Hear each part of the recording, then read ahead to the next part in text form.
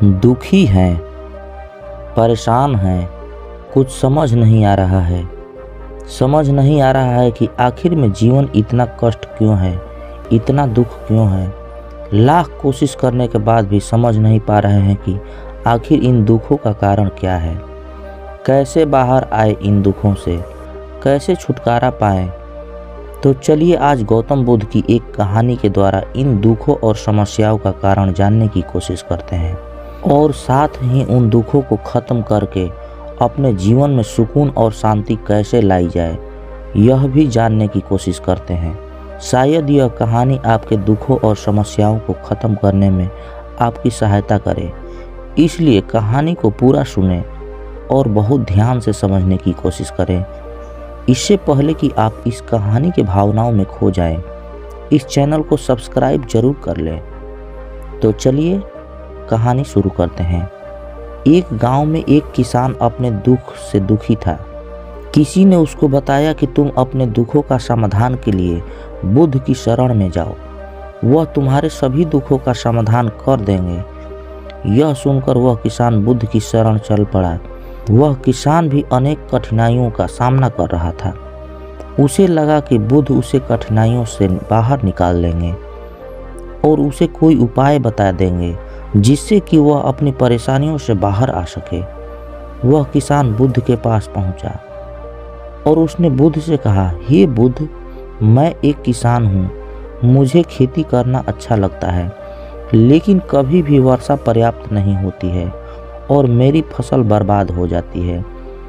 पिछले साल मेरे पास खाने को कुछ भी नहीं था और इस साल जब मैंने फसल बोई तो इस बार भी बहुत अधिक वर्षा हुई, जिसके कारण मेरी फसल को नुकसान पहुंचा और हर साल की तरह अभी भी मेरे पास खाने को पर्याप्त नहीं है। बुद्ध उसकी बात शांतिपूर्वक सुनते रहे।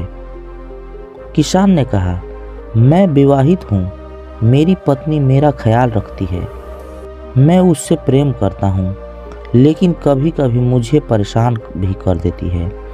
कभी कभी मुझे लगता है कि मैं उससे परेशान हो गया हूँ और कभी मुझे लगता है कि वो मेरे जीवन में ना होती तो अच्छा होता। मेरे बच्चे भी हैं और वो भले हैं, पर कभी कभी वो मेरी अवज्ञा कर देते हैं और जब वो मेरी अवज्ञा करते हैं या मेरी बात नहीं मानते हैं तो मुझे ऐसा लगता है कि मानो वो मेरे बच्चे ही ना हों। किसान ऐसी ही बातें बुद्ध से करता गया और एक एक करके अपनी सभी कठिनाइयों को, अपने जीवन की हर घटना को बुद्ध को बताता गया, जिससे जीवन में बहुत सारी समस्याएं थी। बुद्ध ध्यानपूर्वक उसकी इन समस्याओं को सुनते गए। बुद्ध ने एक शब्द ना कहा और वह बताता चला गया। आखिरकार बताते बताते उसके पास बताने के लिए कोई और समस्या न बची। उसका मन हल्का कर लेने के बाद वह चुप हो गया और प्रतीक्षा करने लगा कि बुद्ध उसे कुछ उपाय बताएंगे, लेकिन बुद्ध तो कुछ बोलने का नाम ही नहीं ले रहे थे। बुद्ध से कहा, मैं आपके पास आया हूँ, क्या आप मेरी समस्या का समाधान नहीं करेंगे? बुद्ध ने कहा, मैं तो तुम्हारी समस्या का समाधान भी नहीं कर सकता और सहायता भी नहीं कर सकता। किसान ने अचंभित होकर कहा, यह क्या कह रहे हैं आप? सभी कहते हैं कि आप सभी के दुखों का निवारण कर देते हैं, तो क्या आप मेरे दुखों का निवारण नहीं करेंगे? इसीलिए कि मैं एक गरीब किसान हूँ। बुद्ध ने कहा, सभी के जीवन में कठिनाइयाँ हैं, तुम्हारे जीवन में कोई नई कठिनाइयाँ नहीं है। यह कठिनाइयाँ तो सभी के जीवन में आती है और जाती है। कभी मनुष्य सुखी होता है तो कभी मनुष्य दुखी होता है। कभी उसे पराये अपने लगने लगते हैं और कभी कभी उसे अपने पराये लगने लगते हैं। यह जीवन चक्र है, इससे कोई नहीं निकल सकता। वास्तविकता यह है कि हम सबके जीवन में 83 कठिनाइयाँ हैं।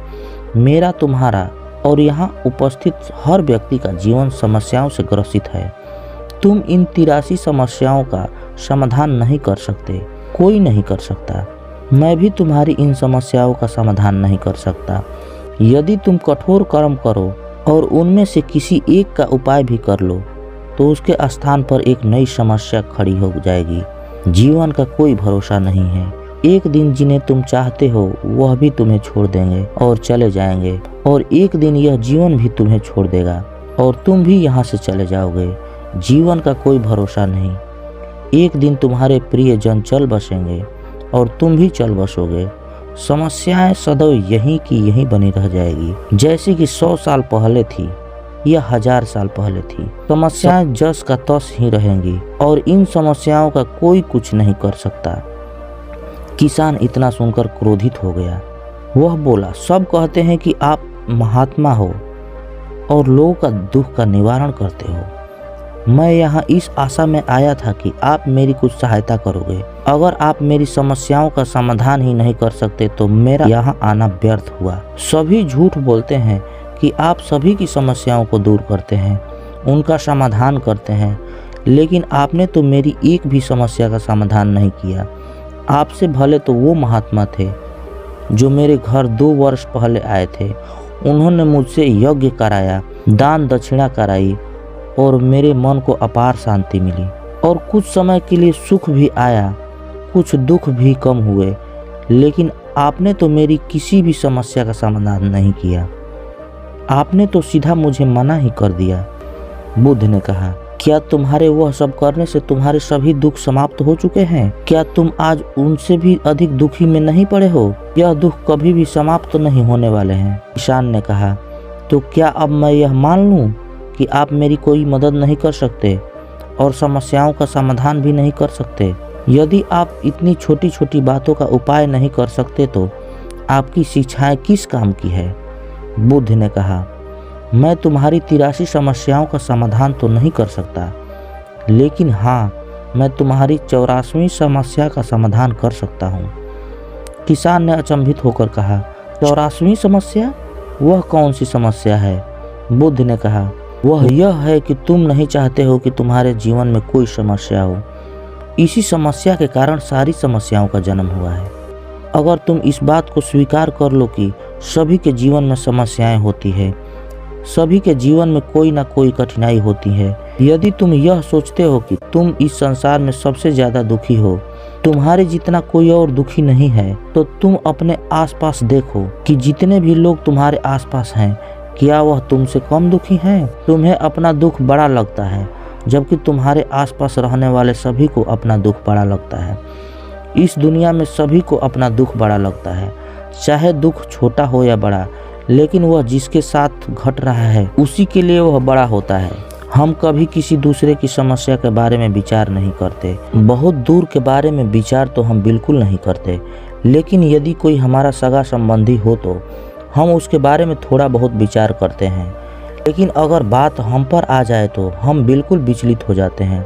अपने जीवन में कोई समस्या ना होने पर या सुख होने पर हम दूसरों को उपदेश देते हैं कि ऐसे करो और वैसे करो तो तुम्हारे जीवन में सुख आएगा। बुद्ध आगे कहते हैं कि तुम क्यों इतना दुख करते हो? दुख आता है और दुख जाता है, लेकिन जब यही घटना हमारे जीवन में घटती रहती है तो हमें यह बातें समझ नहीं आती कि हम सिर्फ अपने दुख से दुखी रहते हैं। तो यही है 84वीं समस्या कि तुम बस यह चाहते हो कि तुम्हारे जीवन में कोई समस्या ना हो, और यही समस्या तुम्हारी सभी समस्याओं की जड़ है। अगर तुम ध्यान पूर्वक देखोगे और समझोगे कि जीवन दुखों से और सुखों से हर प्रकार से भरा हुआ है, इसको तुम कभी नहीं बदल सकते। अगर तुम यह चाहते हो कि तुम्हारा जीवन हमेशा सुखी हो और तुम जीवन में हमेशा सुख से रहो, तो यह संभव नहीं। और अगर तुम चाहते हो कि तुम्हारा जीवन हमेशा दुख से भरा हो तो यह भी संभव नहीं है। अगर तुम यह भी चाहोगे कि तुम सुख और दुख से ऊपर उठ सको तो यह संभव है। सुख और दुख को आने से हम रोक नहीं सकते, लेकिन सुख और दुख को हम पर कोई प्रभाव ना हो ऐसी व्यवस्था हम कर सकते हैं। तो मैं तुम्हारी 84वीं समस्या का समाधान कर सकता हूँ, बाकी 83 समस्याओं का समाधान मेरे हाथ में नहीं है।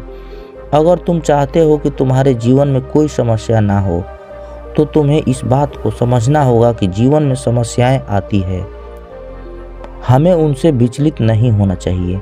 वह किसान बुद्ध के चरणों में गिर पड़ा और बोला, हे बुद्ध, इतनी छोटी सी बात मैं आज तक समझ न पाया। आपने इतनी छोटी सी बात मुझे सरल शब्दों में समझा दिया। इसके लिए मैं आपका बहुत बहुत आभारी हूँ। अब मैं जीवन को पूर्ण रूप से जीऊँगा और कभी सुख और दुख के फेरे में पड़कर अपना जीवन बर्बाद नहीं करूँगा। तो दोस्तों, गौतम बुद्ध ने इस कहानी में बहुत ही रहस्य की बात बताई है। दुख और सुख आता जाता रहता है। इस सुख और दुख के फेरे से बाहर निकलें और जिंदगी में जब सुख हो तो जिंदगी का आनंद लें और जब दुख हो तो दुखों का सामना करें। इस पूरी दुनिया में ऐसा कोई नहीं है जिसके जीवन में सिर्फ दुख हो, और इस पूरी दुनिया में ऐसा कोई भी नहीं है जिसके जीवन में सिर्फ सुख हो। बस एक बात याद रखें कि इस जीवन में सबको सब कुछ मिलता है, सुख भी मिलते हैं और दुख भी मिलते हैं। सवाल यह उठता है कि सुख और दुख के प्रति आपकी प्रतिक्रिया क्या है। तो दोस्तों, कैसी लगी आपको ये कहानी कमेंट सेक्शन में ज़रूर बताना, और अच्छी लगे तो इस चैनल को सब्सक्राइब जरूर कर लेना। तो मिलते हैं अगली कहानी में, तब तक के लिए अपना ख्याल रखें। जय हिंद, जय भारत, जय बुद्ध।